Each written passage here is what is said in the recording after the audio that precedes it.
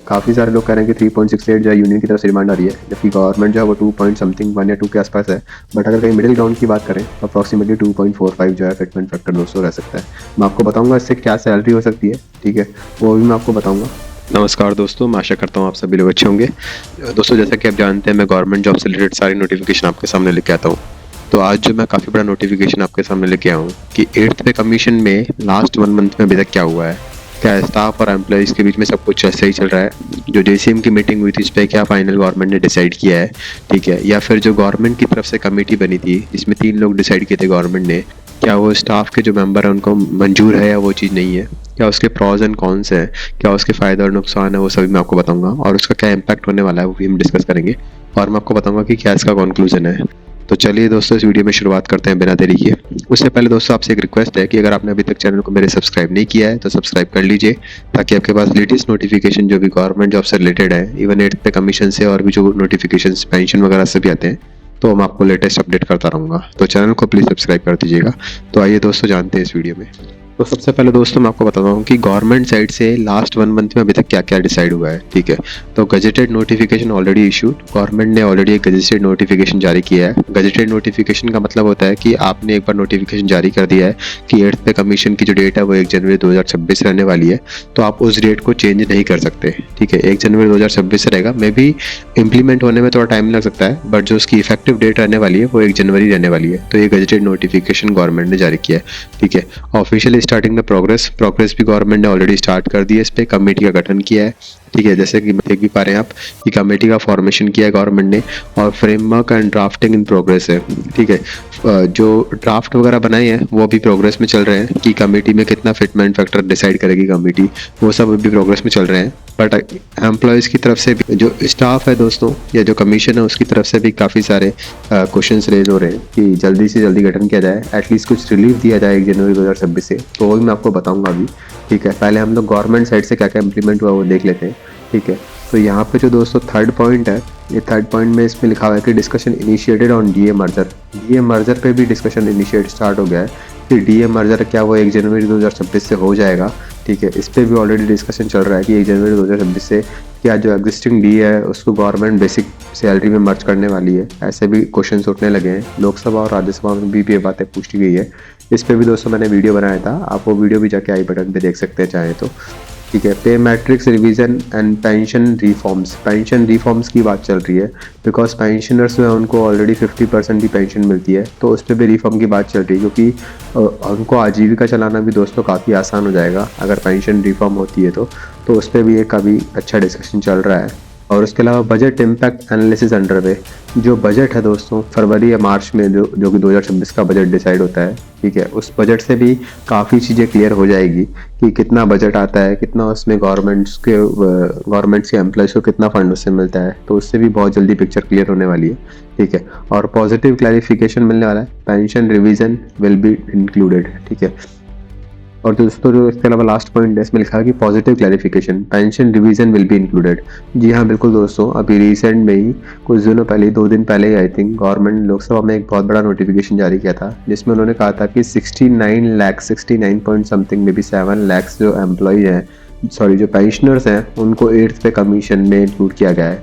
काफ़ी सारी अटकलें आ रही थी कि पेंशनर्स को इसमें इंक्लूड नहीं किया जाएगा, बट गवर्नमेंट ने क्लैरिफिकेशन दिया है कि पेंशनर्स को भी इसमें इंक्लूड किया जाएगा। उस पर भी मैंने आप लोगों के साथ वीडियो शेयर किया था और आप लोगों के काफ़ी कमेंट भी आए थे उसमें कि स्टाफ की तरफ से क्या होने वाला है, स्टाफ के लेकर क्या क्वेश्चंस होने वाले हैं। तो उस पर जो मैंने वीडियो बनाया था वो आप यहाँ पे जाके देख सकते हैं दोस्तों।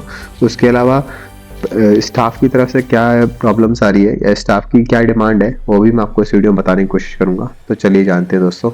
जैसा कि आप मेरी स्क्रीन पे देख पा रहे हैं दोस्तों, स्टाफ की तरफ से 8th पे कमीशन को लेके काफ़ी सारी मांगे रखी जा रही है, ठीक है। 8th pay commission union side यानी कि जो स्टाफ साइड है उसके साथ क्या क्या हुआ अभी तक। JCM staff side internal meeting held to finalise the demand.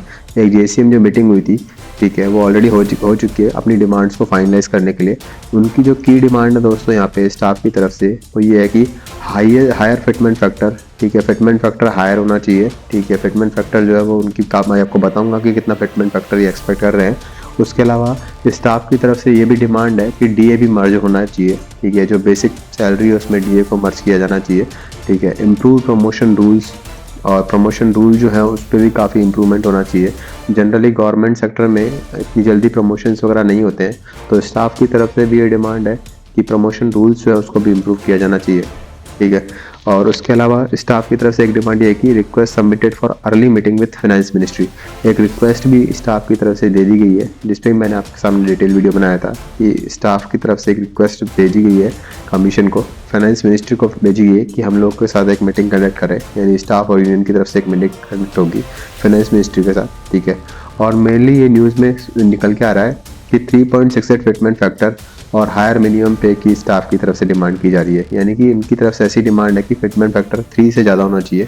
अब वो 3.5 भी हो सकता है या 3.6 भी हो सकता है, ये स्टाफ की तरफ से डिमांड है। गवर्नमेंट ने अभी इस पर ऑफिशियली कुछ नहीं कहा है। और pressure to speed up process before election, staff की तरफ से ये भी है कि अगर इलेक्शन से पहले अगर ये स्पीड अप हो जाए प्रोसेस, ठीक है, तो वो काफ़ी ज़्यादा हेल्पफुल होने वाला है एम्प्लॉयज़ को। डेफिनेटली स्टाफ भी जो है काफ़ी अपनी तरफ से प्रयास कर रहे हैं और गवर्नमेंट भी अपनी तरफ से कोशिश कर रही है। तो मैं अब आपको बताता हूँ कि गवर्नमेंट क्या डिसाइड कर सकती है। अब मैं बताता हूँ कि की डिफरेंस जो है स्टाफ और गवर्नमेंट साइड में वो क्या है। फिटमेंट फैक्टर को लेकर काफ़ी सारा डिफरेंस चल रहा है। गवर्नमेंट जो है वो अराउंड 2.8 या 2.6 के आसपास ही, इवन 2.4 या 2.6 के बीच में फिटमेंट फैक्टर डिसाइड करने की में भी कंसिडर कर सकती है। बट यूनियन की जो डिमांड है वो अराउंड 3.68 है, ठीक है। मिनिमम पे जो है गवर्नमेंट जो अप्रॉक्सीमेटली 36,000 के आसपास हो सकता है, जो भी बेसिक पे लेवल 1 पे 18,000 है, ठीक है दोस्तों। 18,000 जो बेसिक पे है, मैं आपको बताऊंगा कि वो कितना एक्सपेक्ट हो सकता है। गवर्नमेंट की तरफ से ये है कि अप्रॉक्सीमेटली 36 नहीं तो 34 या 34 के आसपास जो है गवर्नमेंट एलोकेट कर सकती है। बट स्टाफ की डिमांड 40 के आसपास है, 40 to 42 के आसपास जो है वो सैलरी की डिमांड स्टाफ की तरफ से हो रही है। पेंशन जो है गवर्नमेंट को इसको लेकर काफ़ी पॉजिटिव है, ठीक है। पेंशनर्स को लेके काफ़ी पॉजिटिव है कि जो पेंशनर्स हैं उनको भी 8th पे कमीशन में रिवाइज की जाएगी उनकी सैलरी। और यूनियन से फुल पैरिटी रिवीजन, यूनियन को जो है फुल पैरिटी रिवीजन एक तरह से रिक्वायर है यहाँ पे। उसके अलावा डीए मर्जर जो है दोस्तों, गवर्नमेंट अभी इस पर स्टडी कर रही है। अभी तक ऑफिशियली गवर्नमेंट की तरफ से अनाउंस नहीं हुआ है, लेकिन यूनियन की डिमांड है कि इमीडिएट इफेक्ट से इसको लागू किया जाए दोस्तों। तो यूनियन की डीए मर्जर को लेकर भी डिमांड है। और जो टाइमलाइन है, गवर्नमेंट मूविंग ग्रेजुअली, गवर्नमेंट जो है ग्रेजुअली मूव कर रही है और यूनियन जो है वो फास्ट इम्प्लीमेंटेशन की बात कर रही है। देखिए गवर्नमेंट यहाँ पे दोस्तों अपनी जगह ठीक है, उन्होंने जो कम्युनिटी बनाई है उसमें 18 मंथ का टाइम दिया है। अब ये दोस्तों अप्रॉक्सीमेटली 50 लाख एम्प्लॉयज़ है प्लस 69 पेंशनर्स है, तो 1 करोड़ से ज़्यादा एम्प्लॉयज़ है। 1 करोड़ से ज़्यादा आप मान के चलिए जिनकी पे इम्पैक्ट होने वाला है। तो अगर इसको इमीडिएटली तो नहीं किया जा सकता, बट 18 मंथ की जो टाइम लिमिट दोस्तों मैक्सिमम टाइम लिमिट है। अब ऐसा नहीं है कि इसमें 18 मंथ ही लगेंगे, हो सकता है कमेटी जो अपनी रिपोर्ट 12 मंथ में ही दे दे या इवन 10 मंथ में भी दे सकती है। तो हम स्टाफ जो है वो भी इस चीज़ को लेकर समझ रहा है, बट एट द एंड जो स्टाफ या यूनियन है वो चाहती है कि थोड़ा और फास्ट इम्प्लीमेंटेशन हो, जिससे कि जल्दी से जल्दी जो है इसका इम्प्लीमेंटेशन किया जा सके दोस्तों। अब मैं आपको बताता हूँ इसके कुछ क्या फ़ायदे होने वाले हैं एम्प्लॉयज़ को, इस पर क्या क्या फ़ायदे होने वाले हैं, ठीक है। तो सबसे पहला जो फ़ायदा है वो higher take home salary expected है। उनको जो ये एक्सपेक्टेशन है कि सैलरी काफ़ी हाई होने वाली है, और ये सही भी है, ये वैल्यूएबल भी है कि सैलरी जो है काफ़ी बढ़ सकती है। Improve pension and family benefit, ठीक है। पेंशन जो होगी, जो पेंशनर्स हैं उनको भी एक इम्प्रूव पेंशन मिलेगी और फैमिली पेंशन के भी बेनिफिट रहेंगे। जो पेंशनर्स अभी नहीं है, जिनकी फैमिली को मिलता है पेंशन, तो उनको भी वो बेनिफिट्स होने वाले हैं। उसके अलावा जो अलाउंसेस जो है वो HR और TA वो भी बढ़ने वाले हैं। डेफिनेट सी बात है कि मैं आपको कई बार समझा चुका हूँ ये बात कि अगर किसी की बेसिक सैलरी 18,000 रुपये है और वो बढ़कर फिटमेंट फैक्टर वगैरह इंक्लूड होने के बाद अगर वो 36,000 हो जाती है दोस्तों, तो आज की डेट में अगर आपका HR है 18, मान लो 10% या 20% है, तो आज की डेट में अगर HR है 20% के हिसाब से 3600 है, तो ये HR है 36,000 रुपये कितना हो जाएगा। ये 20% तो नहीं होगा, बट ये 14% होकर रिवाइज हो जाएगा, क्योंकि आप जानते हैं जैसे ही पे कमीशन लागू होता है तो HRA भी रिवाइज होता है। बट इवन अगर 14% भी अगर हम बात करें तो ये लगभग 5,000 के आसपास हो जाता है दोस्तों। तो जहां आपको 3600 रुपये HRA मिल रहा था, वहाँ आपको 5,000 रुपये HRA मिलेगा। तो डेफिनेटली ये काफ़ी बड़ा मूव है, ठीक है। यहाँ पे भी आपको सैलरी में ग्रेजुअली फ़ायदा होने मिलने वाला है। इवन TA में भी काफ़ी बड़ा बेनिफिट मिलता है, ठीक है। जो अदर अलाउंसेस होते हैं वो बढ़ ही जाते हैं, बेसिक एक बार बढ़ता है तो ये काफ़ी सारे फ़ायदे इसमें इंक्लूड होने वाले हैं दोस्तों। Possibility of cadre restructuring to reduce stagnation, ठीक है। कैडर का भी जो है रीस्ट्रक्चर हो सकता है, जैसे कि हम पहले ही बात कर रहे थे लेवल 4, 5 या 6 हैं, ठीक है। इनको एक ही कैडर में रखा जा सकता है, मे बी ऐसी एक अनुमान है। या 1, 2, 3 जो कैडर है उनको एक साथ कंबाइन करके लेवल 3 या 2 में एज्यूम किया जा सकता है। सेम फॉर 7, 8 एंड 9 को एक कैडर में कंसिडर किया जा सकता है, ठीक है दोस्तों। तो इस प्रकार के कैडर का भी जो है वो रिस्ट्रक्चर यहाँ पे गवर्नमेंट कर सकती है दोस्तों। तो ये काफ़ी सारे फ़ायदे एम्प्लॉयज़ को होने वाले हैं। अब मैं आपको बताऊंगा गवर्नमेंट को भी इससे क्या फ़ायदा हो रहा है। तो डेफिनेट सी बात है, गवर्नमेंट को भी कुछ बेनिफिट्स यहाँ पे होने वाले हैं, ठीक है। Higher staff morale and productivity, staff का मॉरल काफ़ी हाई होगा जैसे 8th पे कमीशन लागू होता है। इवन प्रोडक्टिविटी भी इंप्रूव होगी, वर्क करने का जो एक एंथुजियाज्म रहता है स्टाफ में वो भी काफ़ी बढ़ने वाला है। तो दोस्तों पॉजिटिव पब्लिक सेंटीमेंट, तो गवर्नमेंट का पॉजिटिव पब्लिक सेंटीमेंट भी एक बहुत बड़ा फैक्टर है, ठीक है। जैसा कि आप जानते हैं कि अभी रिसेंट में गवर्नमेंट ने जीएसटी रिफॉर्म किया था, ठीक है। काफ़ी सारी चीज़ों पे जीएसटी के जो रेट्स है वो काफ़ी कम किए थे। इवन गवर्नमेंट ने इनकम टैक्स स्लैब में भी चेंज किया था, ठीक है। 12 लाख तक की इनकम पे कोई टैक्स नहीं लगेगा, ठीक है दोस्तों। तो अगर 8th पे कमीशन इम्प्लीमेंट होता है तो डेफिनेट सी बात है गवर्नमेंट के जो पब्लिक सेंटीमेंट्स है वो भी काफ़ी इंप्रूव होंगे, ठीक है। तो कुछ न्यूज़ ऐसी आ रही थी कि गवर्नमेंट जो है वो गवर्नमेंट एम्प्लॉयज़ के अगेंस्ट है, बट ऐसा नहीं है। ये जो डिफरेंट फैक्टर्स आप देख पा रहे हैं, ठीक है। इवन 8th पे कमीशन की बात हो गई या फिर जो अभी पेंशनर्स को इंक्लूड करने की बात हुई है, तो इससे डेफिनेट सी बात है कि ये जो है एक पब्लिक के प्रति सेंटीमेंट्स गवर्नमेंट के पॉजिटिव होंगे और ऑलरेडी हो भी रहे हैं, ठीक है। और boost in consumer spending help economy, ठीक है। कंज्यूमर की जो स्पेंडिंग होगी उसमें भी काफ़ी ज़्यादा बूस्ट होने वाला है। इकोनॉमी में भी काफ़ी ज़्यादा डेफिनेट सी बात है कि इकोनॉमी भी काफ़ी इंप्रूव होगी इससे। जैसा कि आप जानते हैं कि जितना ज़्यादा अगर अमाउंट सैलरी दी जाती है तो वो एट द एंड तो इकोनॉमी को काफ़ी बेनिफिट करता ही है, ठीक है। और better retention for technical roles, ठीक है। ये भी एक काफ़ी अच्छा पॉइंट है कि टेक्निकल रोल्स के लिए जैसा कि आप जानते हैं कि स्विचेस वगैरह काफ़ी लोग गवर्नमेंट में रह के भी करते हैं। तो अगर आप बेटर हैक या बेटर सैलरी आप एम्प्लॉयज़ को दे रहे हैं तो वो फिर प्राइवेट सेक्टर की तरफ या फिर किसी और सेक्टर की तरफ मूव नहीं करते हैं, बिकॉज सैलरी अगर पैकेज अगर हाई है तो डेफिनेट सी बात है कि वो स्टेबिलिटी एक गवर्नमेंट में भी आती है। तो ये सारे काफ़ी सारे एडवांटेजेस जो है वो गवर्नमेंट को भी होने वाले हैं, ठीक है दोस्तों। अब मैं आपको बताता हूँ क्या इसमें चैलेंजेस हैं। कुछ इसमें डेफिनेट सी बात है चैलेंज भी होने वाले हैं, बिकॉज हाई फाइनेंशियल बर्डन जो है सेंट्रल बजट पे होने वाला है, ठीक है। अब देखो जैसे कि दोस्तों ये ऐसा नहीं कि कुछ 5-10 एम्प्लॉई हैं जिनकी सैलरी बढ़ जाएगी, ये लगभग 1 करोड़ जो है एम्प्लॉयज़ उन पे इम्पैक्ट आने वाला है, ठीक है। तो डेफिनेट सी बात है कि बजट पे भी काफ़ी फ़र्क आएगा। तो एक फाइनेंशियल बजट जो है पर्टिकुलर वो थोड़ा सा हाई रह सकता है, तो वो एक चैलेंजिंग पार्ट हो सकता है, ठीक है। और स्टेट में रेसिस्ट अडॉप्टिंग पे हाइक, ठीक है। और डेफिनेट सी बात है कि एक बार अगर गवर्नमेंट अनाउंस करता है, जैसा कि आप जानते हैं कि जैसे ही डीए रिवाइज होता है हर 6 महीने में, तो जैसे ही डीए रिवाइज होता है जो स्टेट की जो गवर्नमेंट है वो भी इमीडिएट इफेक्ट से डीए को रिवाइज कर देती है। मोस्ट ऑफ द गवर्नमेंट में ये हो जाता है, ठीक है। तो अगर एक बार 8th पे कमीशन लागू होता है तो स्टेट भी है उसको फॉलो करेगी, तो उस पर भी काफ़ी उस पर भी बजट पे फ़र्क आ सकता है। पॉसिबिलिटी ऑफ इन्फ्लेशन इंक्रीज, थोड़ी सी महंगाई दर भी एक बढ़ सकती है, ठीक है। इतनी भी ज़्यादा महंगाई नहीं बढ़ेगी, बट हाँ एक थोड़ा सा चैलेंजेस पार्ट ये हो सकता है, बिकॉज एट द एंड तो थोड़ा फ़र्क तो आता ही है जब आपकी सैलरी बढ़ती है, ठीक है। टाइमलाइंस में stretch due to economic constant की वजह से टाइमलाइन को थोड़ा सा बढ़ाया जा सकता है। ऑलरेडी गवर्नमेंट ने 18 मंथ का टाइम दिया है, ठीक है दोस्तों। तो आप एक्सपेक्ट कर सकते हैं कि इम्प्लीमेंट होते होते में भी अगर ये अपनी रिपोर्ट 12 मंथ में भी देती है या 15 मंथ में देती है, तो जैसा कि इम्प्लीमेंट होते होते में भी जनवरी 2027 भी हो सकता है, ठीक है। तो टाइमलाइन जो है वो थोड़ी सी बढ़ सकती है, बट जो एक्चुअल इफेक्टिव डेट होगी वो जनवरी 2026 ही रहने वाली है दोस्तों। तो ये थोड़ा सा इसमें फैक्टर कुछ चैलेंजिंग पार्ट है जो कि यहाँ पे रह सकते हैं दोस्तों। अब मैं आपको बताता हूँ कि क्या इसका इम्पैक्ट है 8th पे, ठीक है। तो सबसे पहले जो मेन इम्पैक्ट है वो एक फास्ट प्रोग्रेस होगी। इसका जो वो दोनों ही साइड से इंडिकेट कर रहा है कि फास्ट प्रोग्रेस होगी, एक अर्ली रिजोल्यूशन को इंडिकेट कर रही है। Budget 2026 outcomes will influence salary structure, definitely बात है कि सैलरी स्ट्रक्चर भी काफ़ी ज़्यादा इंप्रूव होने वाला है। और पॉलिटिकल क्लाइमेट में एक्सेलरेट अप्रूवल, ठीक है। अगर डिपेंडिंग ऑन पॉलिटिकल क्या सिचुएशन रहती है, ठीक है, अप्रूवल्स वगैरह फास्ट हो सकते हैं। Pension reforms likely to be included, pension जो है वो भी इसमें इंक्लूड की जा सकती है, जैसा कि ऑलरेडी गवर्नमेंट ने बोल भी दिया लोकसभा में कि पेंशनर्स को भी इंक्लूड किया जाएगा। और फिटमेंट फैक्टर जो है वो अप्रॉक्सीमेटली यहाँ पे 2.5 पर रह सकता है, ठीक है। काफ़ी सारे लोग कह रहे हैं कि 3.68 जो है यूनियन की तरफ से डिमांड आ रही है, जबकि गवर्नमेंट जो है वो 2 पॉइंट समथिंग 1 या 2 के आसपास है।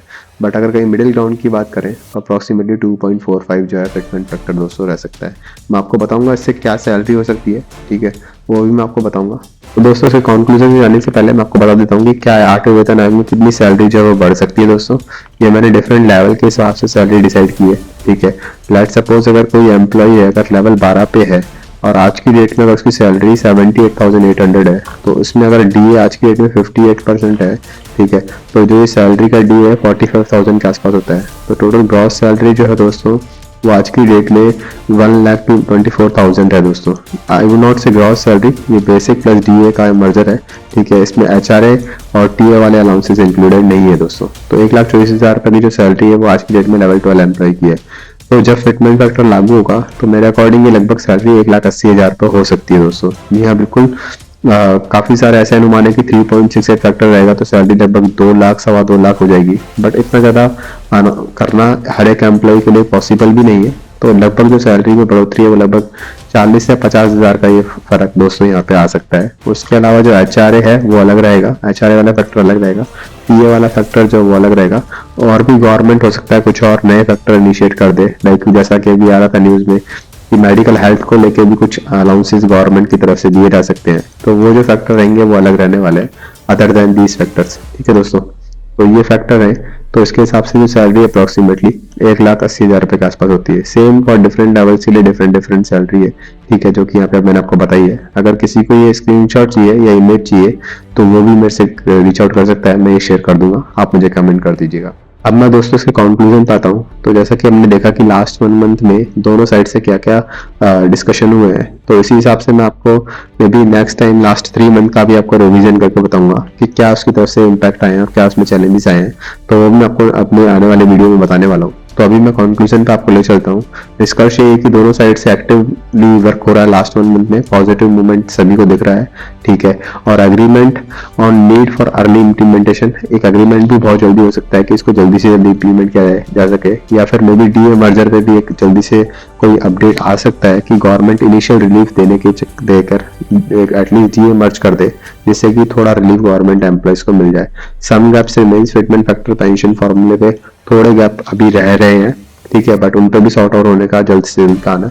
ओवरऑल जो है वो स्ट्रॉन्ग प्रोग्रेस है। Final decision is likely to be early 2026, जो है जनवरी 2026 में, और उस पर निर्णय हो सकते हैं कि क्या इसमें चीजें रह सकती है मर्जर वगैरह को लेके। तो वो चीजें भी बहुत जल्दी इसमें आने वाली है दोस्तों।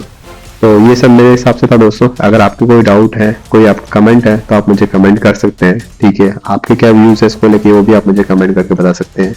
चैनल को प्लीज सब्सक्राइब कर लीजिएगा ताकि आपके पास लेटेस्ट नोटिफिकेशन आता रहेगा गवर्नमेंट जॉब से रिलेटेड। उसके अलावा अगर आपके कोई क्वेश्चन है तो आप मुझे रीच आउट कर सकते हैं। Thank you so much for watching the video दोस्तों, and have a good day.